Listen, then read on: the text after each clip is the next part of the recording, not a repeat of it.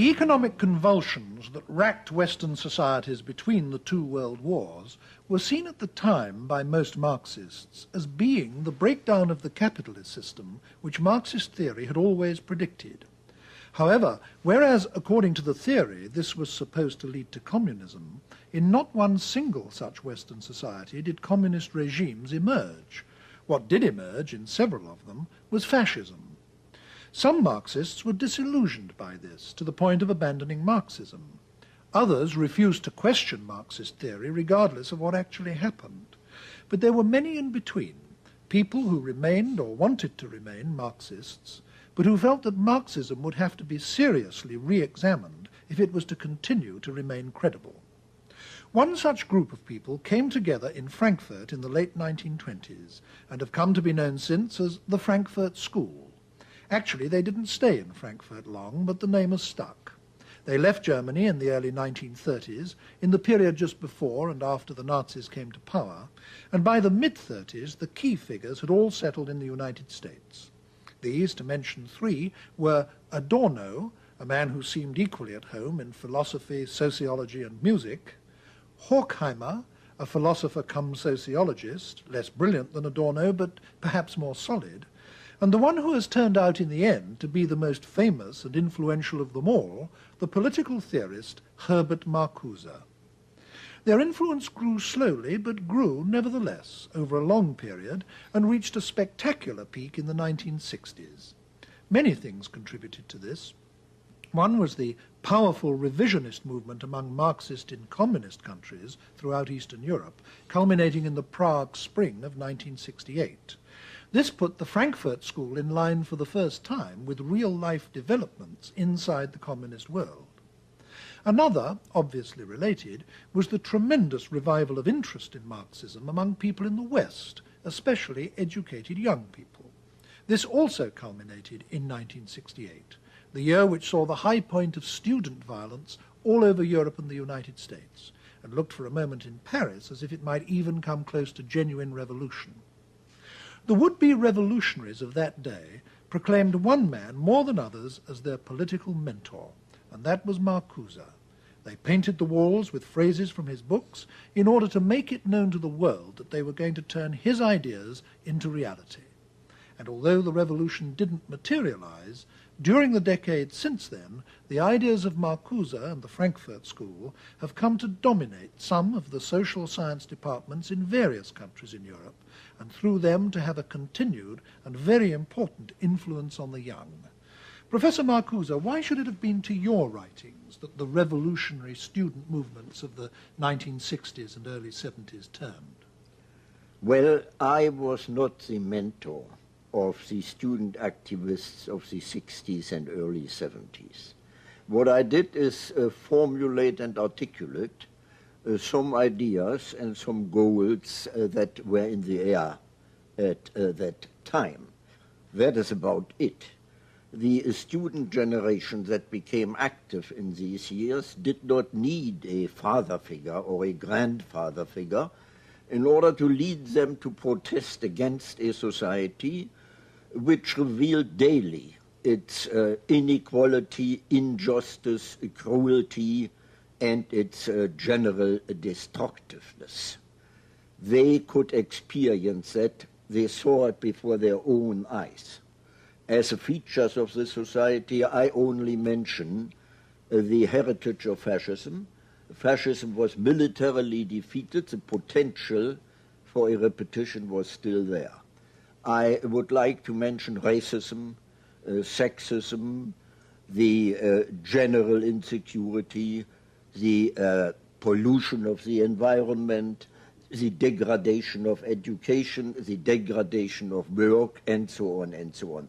In other words, what exploded in the 60s and early 70s was a blatant contrast between the tremendous available social wealth and its miserable, destructive, and wasteful use. And I think one might add, I mean, whether one agrees with your view on any or all of these matters or not, that the prevailing orthodoxies in philosophy in the colleges and universities throughout the West at this time simply didn't deal with these questions at all, did they? Certainly analytic philosophy didn't, positivism didn't, and so on. They did not. And we in Frankfurt and later in the United States could not conceive of any authentic philosophy which did not in one way or the other reflect the human condition in its concrete situation, the social and political situation, and so on and so on. For us, philosophy has always been, to a great extent, social and political philosophy ever since Plato. Yes. Of course, philosophy has been of enormous importance to you throughout your life. In fact, you've Yes. spent your life as a university teacher, lecturer, academic, writer of books, and so on. Mm-hmm. But one of the conspicuous features of the New Left movement that you have helped to further is its anti-intellectualism. Now, from the way you've lived your life, one wouldn't expect you actually to approve of that. On the contrary, I combated this anti-intellectualism from the beginning. The reason for this anti-intellectualism are, in my view, the isolation of the student movement from the working class and the apparent impossibility of any spectacular political action. This led gradually to some kind of, well, let me say inferiority complex, some kind of self-inflicted masochism, which found expression, among other things, in this contempt for intellectuals because they are only intellectuals and don't achieve anything in reality. I must say it's of unique interest to hear criticisms of the New Left from you, of all people. While we're on this subject, what other important defects do you think that the New Left movement has developed as it has gone along? Well, I would mention perhaps as a main defect the unrealistic language and in many cases the totally unrealistic strategy among the New Left, by no means general, but very definitely among the New Left. The refusal to recognize that we are not in a revolutionary situation in the advanced industrial countries, that we are not even in a pre-revolutionary situation, and that the strategy has to be adapted to this situation. Secondly, among the New Left, again, that does by no means refer to all of the groups, among the New Left, the refusal to re-examine and to develop Marxian categories, to make a fetish out of Marxist theory, to treat the Marxian concepts as reified, objectified categories in order instead of becoming conscious finally of the fact that these are historical and dialectical concepts which cannot simply be transmitted, which have to be re-examined in accordance with the changes in the society itself. I must say it's enormously refreshing to hear these words from your lips. I mean, it shows that you are still thinking afresh when people who regard themselves as followers of yours and are young enough to be your grandchildren have stopped thinking in some cases. But now you've brought us to what was really the guts of the Frankfurt school itself as it started, when you started talking about the re-examination of Marxist concepts. As I said in my introduction to this program, it was the feeling that Marxism had to be re-examined and reconstructed that gave rise to your movement, particularly as a result of fascism. But fascism wasn't the only thing that precipitated it, was it? I mean, there were other political factors too. Can you comment on what some of them were? You mean some of the factors which demanded a revaluation of Marxian categories?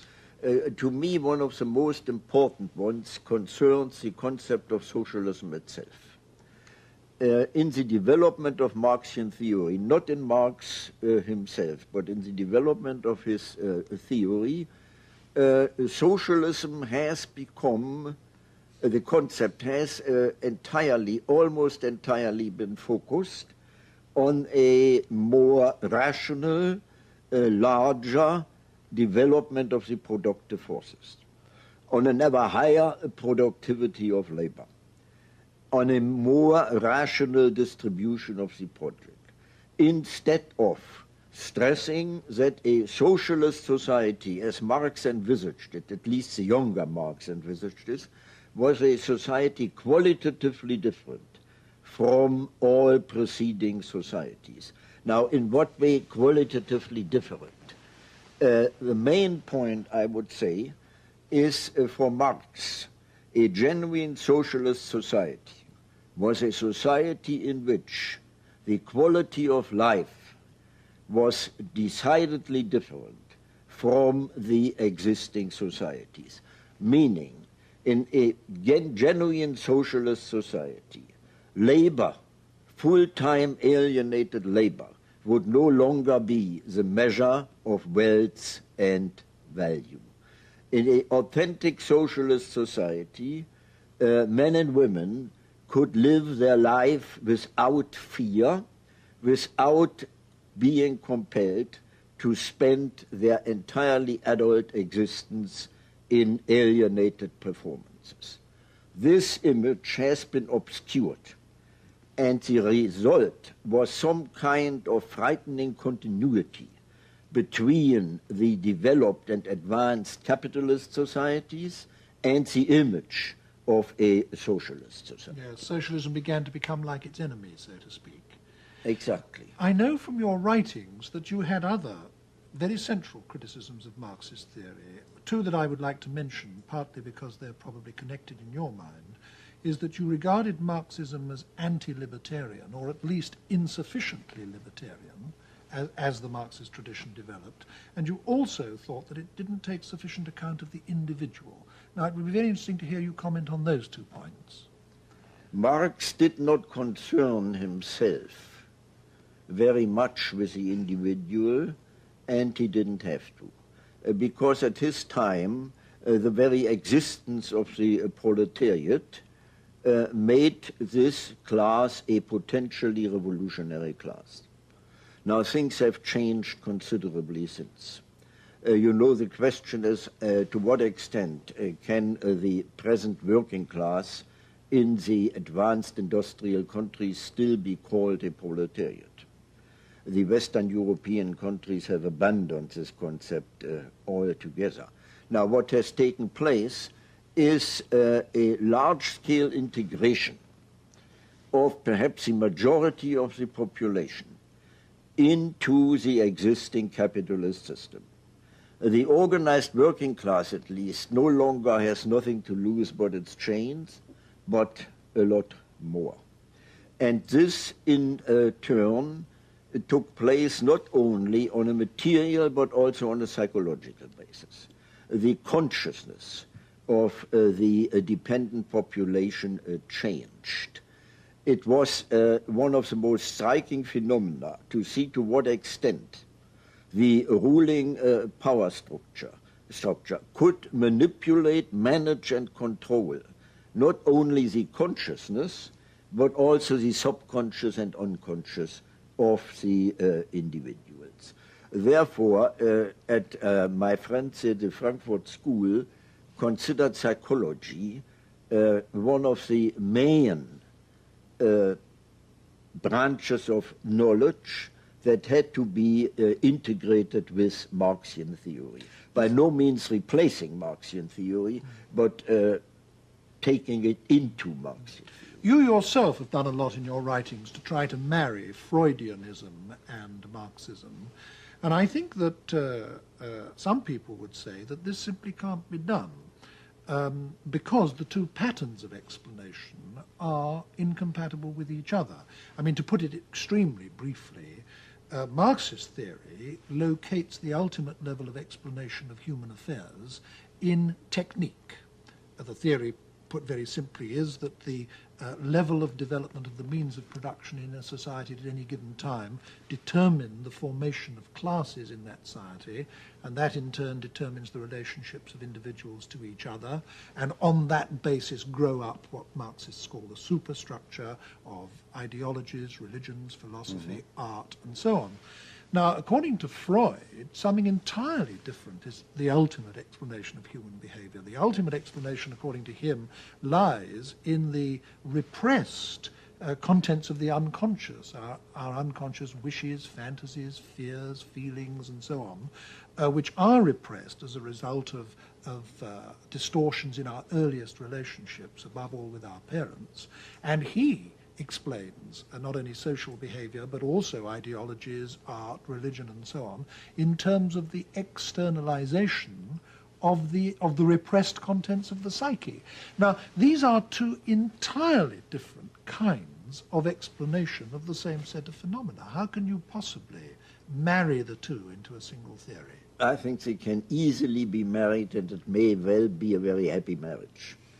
I think there are two extremely different interpretations of two different levels of the same whole, the same totality.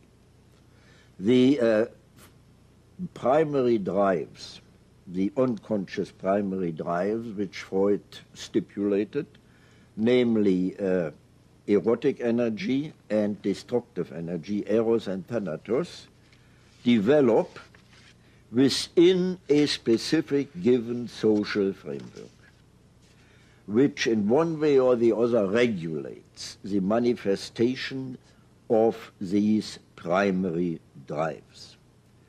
Now, the social impact goes even further than that. According to Freud, the more intense the repression in a society, the more what happened is a mobilization of surplus aggressiveness against this repression. Now, since, again according to Freud, repression is bound to increase with the progress of civilization, at the same time and parallel to it, aggressive energy, surplus aggressiveness, is going to be mobilized and is going to be released. In other words, with the progress of civilization, we will have a progress in destructiveness. And it seems to me no hypothesis can better explain what happens today than that one. I think the following thought will occur to some people listening to our discussion up to this point.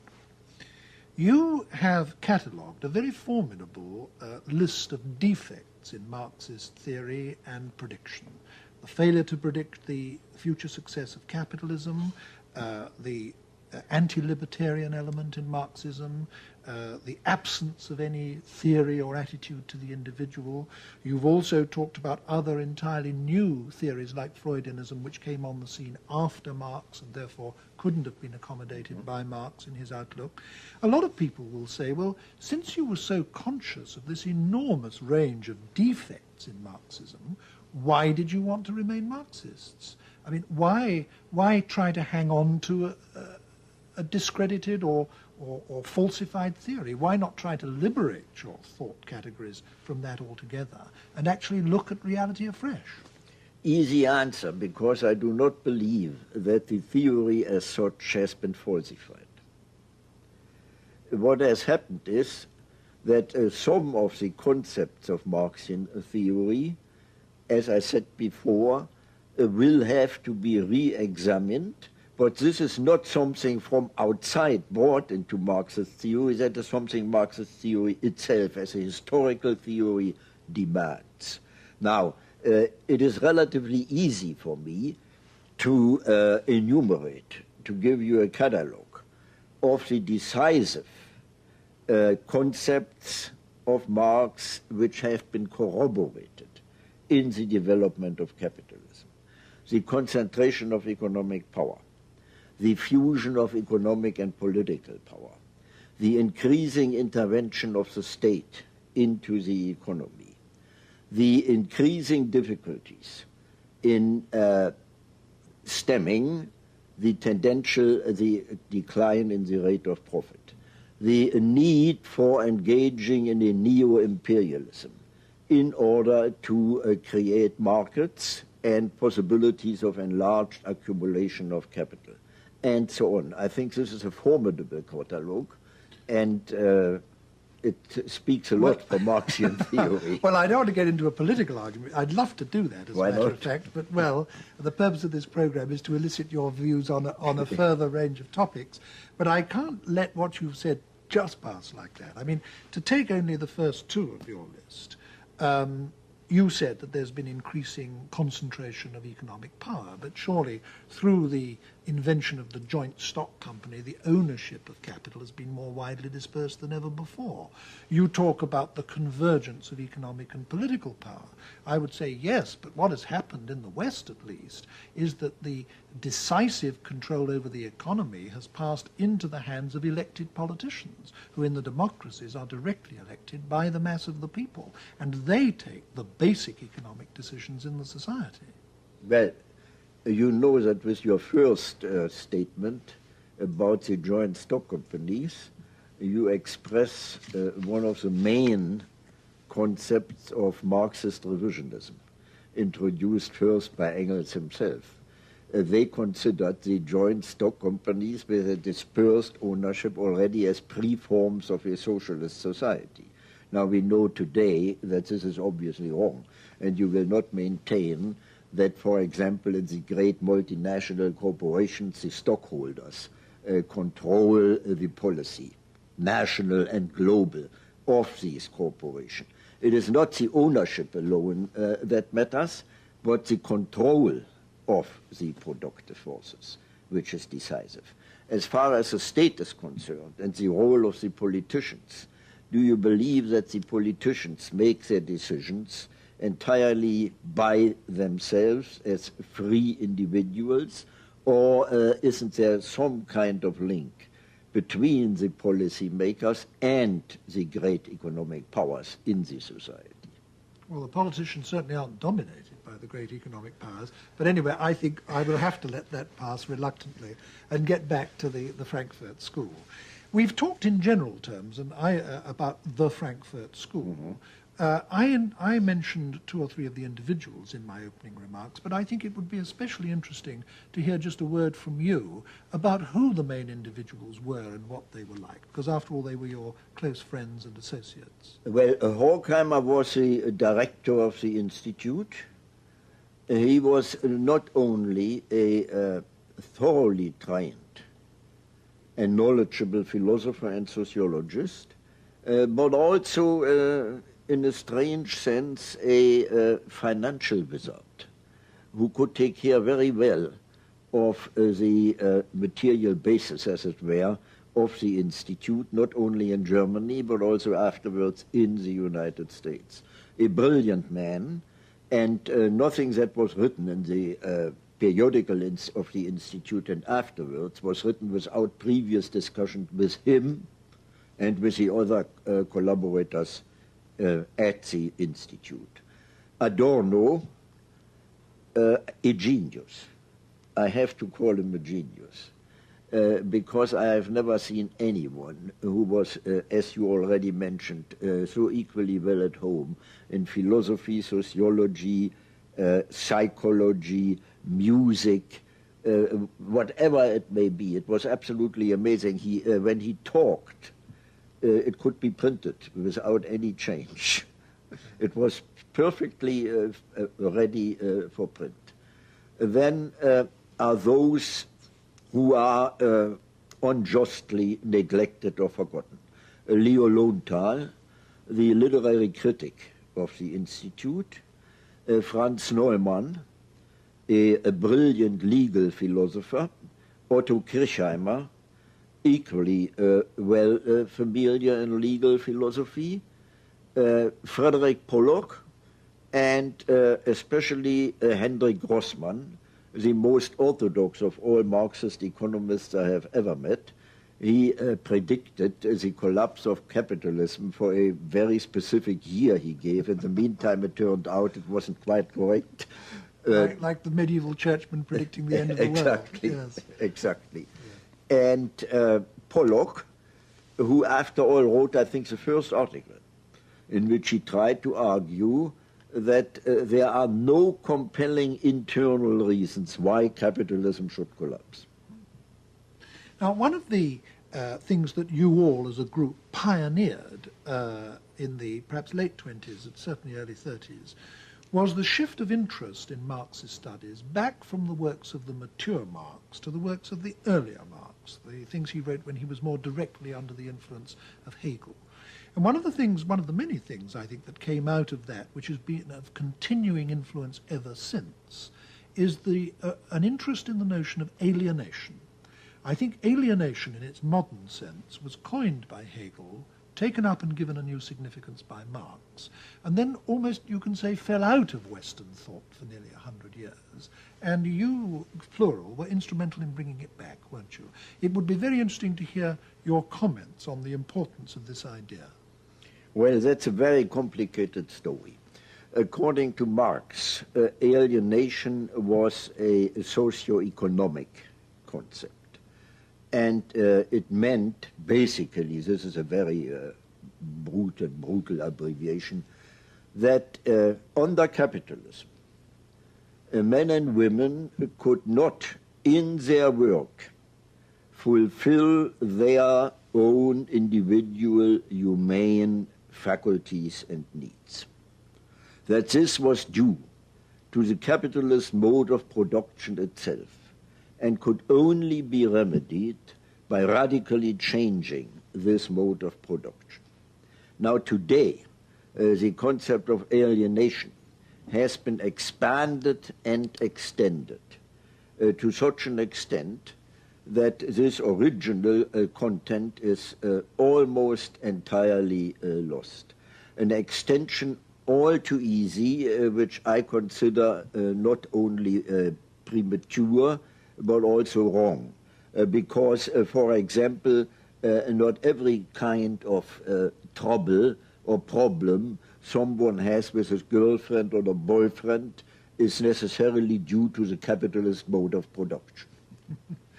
In other words, you think that the idea has been trivialized. Trivialized, and it very needs to be restored. Yes, and that it's in its original significance, it is of fundamental importance. Fundamental. Yes, yes. We've talked up to this point in our discussion in rather negative terms. We've talked about what the Frankfurt School was against. We've talked about its critique of Marxism and, at least by implication, its critique of the capitalist system. What was its positive contribution?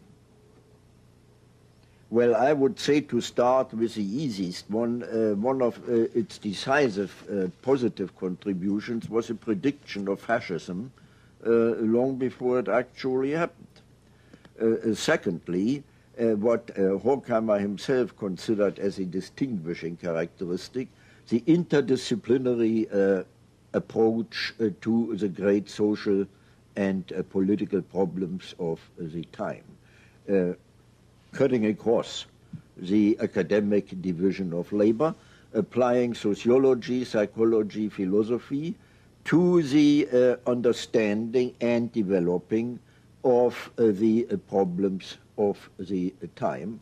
And in my view, the most interesting contribution, the attempt to answer the question, what actually has gone wrong in Western civilization, that at the very height of technical progress, we see at the same time the opposite as far as human progress is concerned. Dehumanization, brutalization, the torture again as normal means of interrogation, the wasteful development of nuclear energy, destructiveness everywhere, and so on. How has this happened? And he, especially Horkheimer, but also the others, went back into not only a social but also intellectual history, and tried to define the interplay between progressive and repressive categories throughout the intellectual history of the West, especially in the Enlightenment, for example, which is usually considered as one of the most progressive phases in history. And the Frankfurt School pointed out to what extent this apparently perfectly clear progressiveness, this liberating tendency, was at the same time tied up with regressive and repressive tendencies. This picture that you paint of a group of Marxists almost obsessed with the question, what has gone wrong, suggests to me a politics of disillusionment. I mean, there seems to be an aura about it of disappointed hopes, disappointment with a Marxist theory, disappointment perhaps even with the working class itself for failing to be an effective instrument of revolution.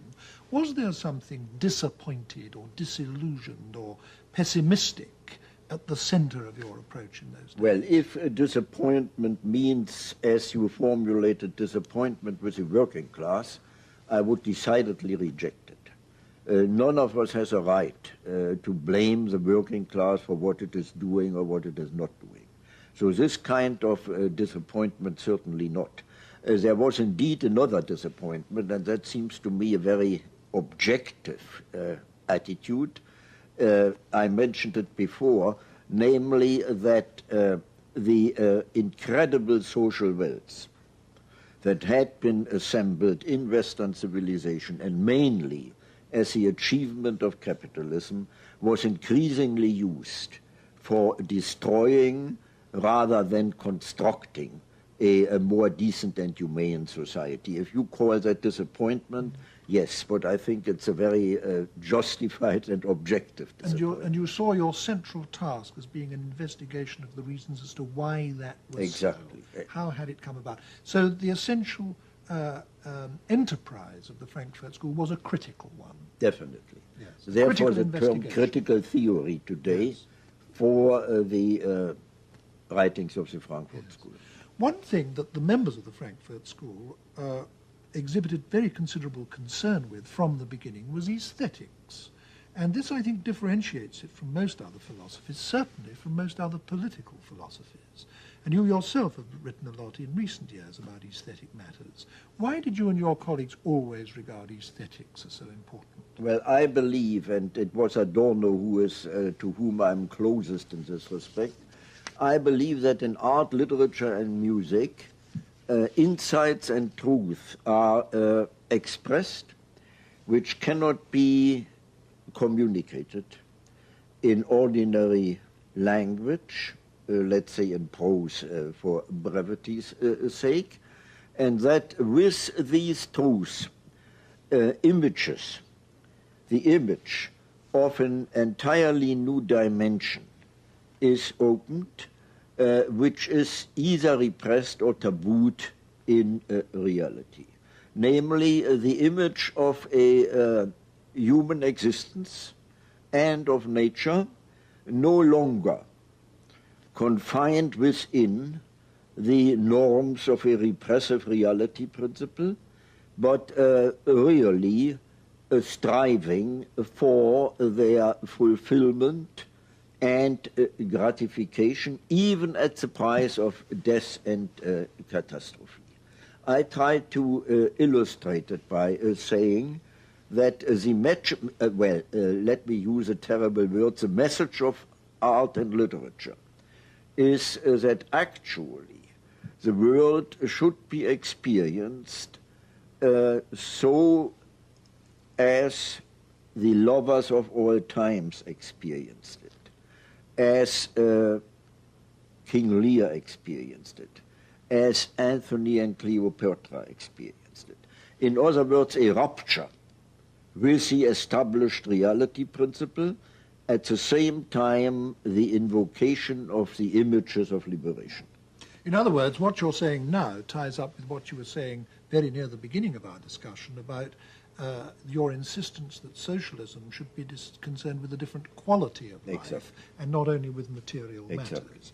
And that means that you, at least, see literature as a repository of new values, and you don't just see it as a critique of existing society or a revolutionary instrument in the way that many Marxist critics, literary critics I would do. say it is all authentic literature is both. It is on the one hand accusation of the existing society, but on the other hand, and internally linked to it, always the images of liberation.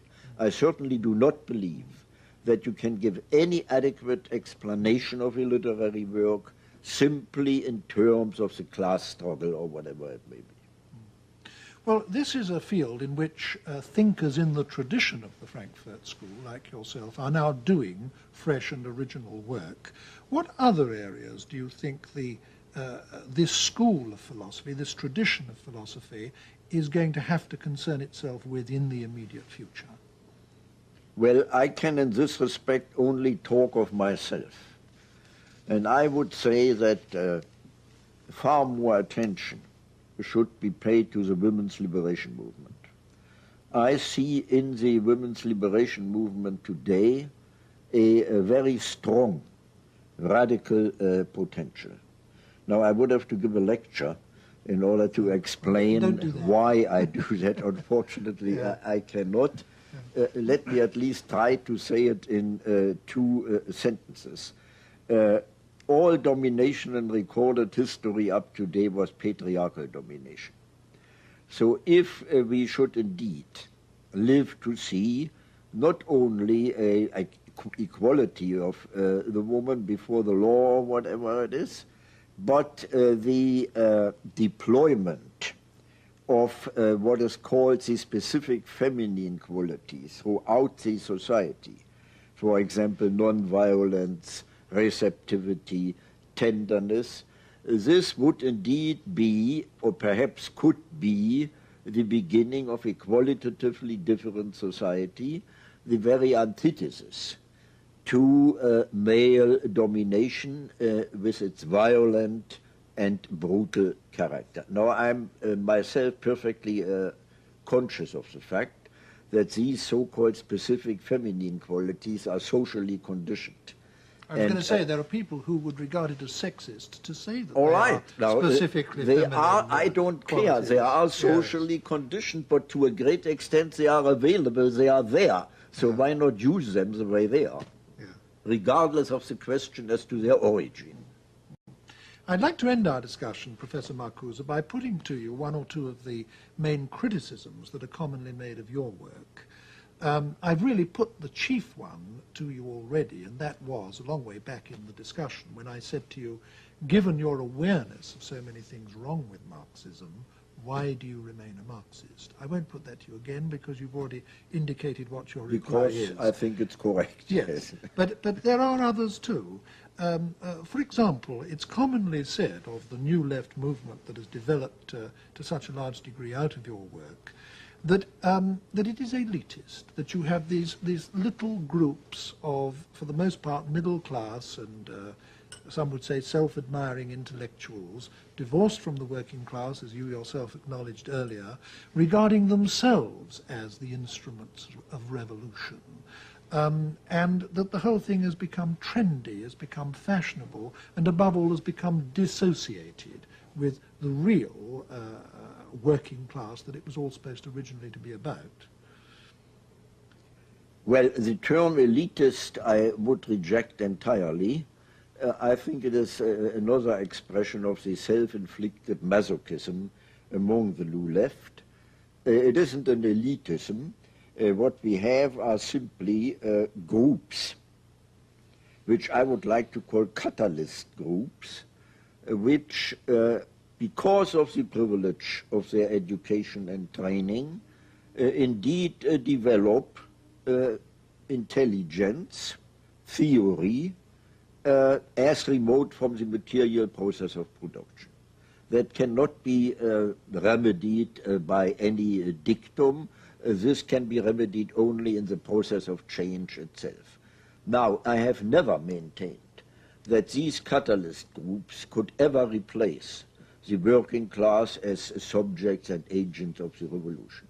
They are educational groups, mainly political, but not only political education. Their main task is the development of consciousness, trying to counteract the management and control of consciousness by the established power structure, and so on. But they are certainly not a substitute for the working class itself. Now, the second point you brought up, the language. To a great extent, now, I this agree. was, if I may stop you here, Professor Marcuse, this was something I said to you before we went on the air to tape this program. So let me say it again so that the viewers will know. This was something that I was saying in criticism of you when we were talking earlier. What I said then, and I'll repeat it now, is that I think something that may sound like a trivial criticism, but is not trivial, is that so many of the writings of the Frankfurt School are in fact very, very difficult to read. Worse than that, they're turgid, sometimes unintelligible. I exempt, and I do it sincerely, yours from this. Your writings they're are bad enough. But your writings, Adorno, for example. Earlier in this discussion, you described Adorno as a genius. Now, I find some Adorno literally unreadable. Now, that seems to me to constitute an enormous barrier between the ideas you were trying to disseminate and the public you were trying to disseminate them to. And this is a serious criticism. And if anything, it's made greater by the fact that other alternative philosophies are often expanded by writers who are very good writers. For example, in the analytic tradition, there is almost a tradition of wit and verve. I mean, Bertrand Russell won the Nobel Prize for Literature. So, incidentally, did Jean-Paul Sartre, probably the leading exponent of existentialism. So when one reads existentialism or analytic philosophy... You concealed Heidegger. Well, I deliberately didn't mention Heidegger because he doesn't fit my thesis. Exactly. But nevertheless, I think it is fair to say that the writings of the Frankfurt School as a whole are extraordinarily turgid. Now, why was that? Why is it? Well, to a great extent, to some extent, I agree with you. And I confess that there are many things in Adorno I don't understand. I want at least to say one word about his justification. It was that ordinary language, ordinary prose, even a little sophisticated one, has been so much permeated by the establishment, by the express so much the controls and the manipulation of the individual by the power structure, that already in the language you use, you have to indicate the rupture with conformity. Therefore, the attempt to convey this rupture already in the syntax, in the grammar, in the vocabulary, whatever it may be. Now, whether or not that is acceptable, I don't know. The only thing I would say, there's an equally great danger in the premature popularization of the terribly complex problems we face today. We've reached the end of our discussion now, Professor Marcuse, but to close, I would like to put a personal question to you, and I do it because you've had an experience in life which must have happened to remarkably few human beings in history. You've spent almost a whole lifetime as an academic, known to a comparatively small circle, your pupils, the readership of the rather specialized readership of your books and articles.